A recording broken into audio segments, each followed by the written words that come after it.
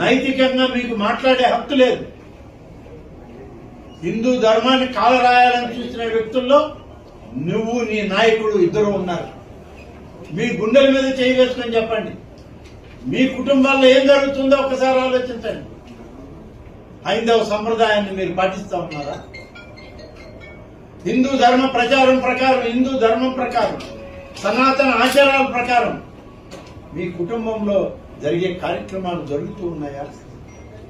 కానీ మీరు మాత్రం ఇవాళ మీడియా ముందుకు వచ్చి మా ప్రభుత్వాన్ని, మా నాయకుడిని, మా ముఖ్యమంత్రి గారిని విమర్శించడానికి, అందులో ఒంటిమిట్ట కోదండరామస్వామి కళ్యాణం జరిగే రోజు 5 సంవత్సరాల్లో ఒంటిమిట్ట కోదండరామస్వామి యొక్క ఆలయంలో కళ్యాణం జరిగితే ఎన్ని దఫాలు వచ్చాడు మీ నాయకుడు? విడిపోయిన ఆంధ్రప్రదేశ్ లో ప్రభుత్వ పండుగ శ్రీరామనవమి, సీతారాముల కళ్యాణం, కోదండరామస్వామి కళ్యాణం జరిగేది ప్రభుత్వ నిబంధనల్లో, ఆచారాల్లో ఒంటిమిట్టలో. సతీ సమేతంగా వచ్చి అమ్మవారికి పవిత్రమైనటువంటి పట్టు వస్త్రాలను ఇచ్చారా? ముత్యాల తలంబ్రాల్ని మీరు ఇవ్వగలిగారా? లేదే.